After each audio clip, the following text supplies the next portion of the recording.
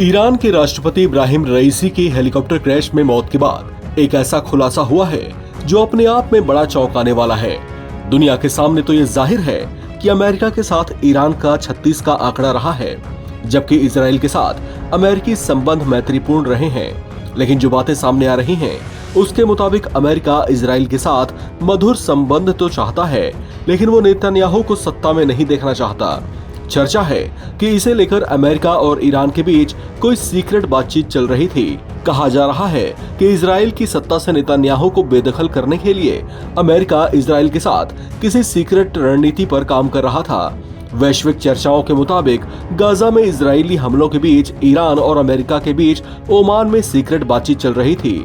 इस बातचीत में दोनों देशों में काफी प्रगति हुई थी, लेकिन अब ईरानी राष्ट्रपति इब्राहिम रईसी और विदेश मंत्री की मौत के बाद ये रुक गई है। मध्य पूर्व के लिए अमेरिकी राष्ट्रपति जो बाइडेन के वरिष्ठ सलाहकार ब्रेट मैकगुर्क ने इस महीने पश्चिमी देशों के लिए ईरान के वार्ताकार और वर्तमान समय में कार्यवाहक विदेश मंत्री अली बाघेरी कानी के साथ अप्रत्यक्ष बातचीत की थी।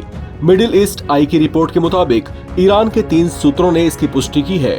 ईरानी सूत्रों ने बताया कि ये बातचीत 3 चीजों पर फोकस थी, जिसमें से एक इजराइल में सत्ता में बदलाव की इच्छा भी शामिल थी। गाजा युद्ध के अंत और इलाके में तनाव को भड़काने से रोकने पर फोकस भी था। बता दें कि अमेरिका का बाइडेन प्रशासन इजरायली पीएम बेंजामिन नेतन्याहू से खुश नहीं है। बाइडेन भी नेतन्याहू सरकार पर खुलकर हमला बोल चुके हैं। ईरान के सत्ता प्रतिष्ठान के करीबी एक विश्लेषक ने बताया कि बातचीत एक तरीके से अमेरिका और दूसरी ओर ईरान तथा उसके सहयोगी देशों के बीच सीज फायर को स्थापित करने का रास्ता तैयार करने पर थी। अमेरिका और ईरान के बीच ये सीक्रेट बातचीत ओमान के मस्कट शहर में हुई थी।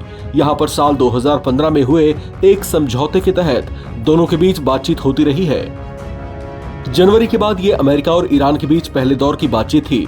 बातचीत को गरीबी से देख रहे एक सूत्र ने कहा कि अमेरिका और ईरान के बीच ये बातचीत बहुत अच्छे से चल रही थी। दोनों देशों के बीच किसी तरह का समझौता होने के करीब था।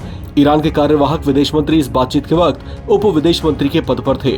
हालांकि अब जबकि ईरान के राष्ट्रपति के साथ साथ इस मसले पर बातचीत में शामिल रहे ईरानी विदेश मंत्री का भी निधन हो चुका है, तो ऐसे में इस मुद्दे पर आगे किसी निर्णायक मोड़ तक पहुँच पाने में देरी हो सकती है। इस खबर में फिलहाल इतना है। बाकी अपडेट्स के लिए आप बने रहें एनबीटी ऑनलाइन के साथ।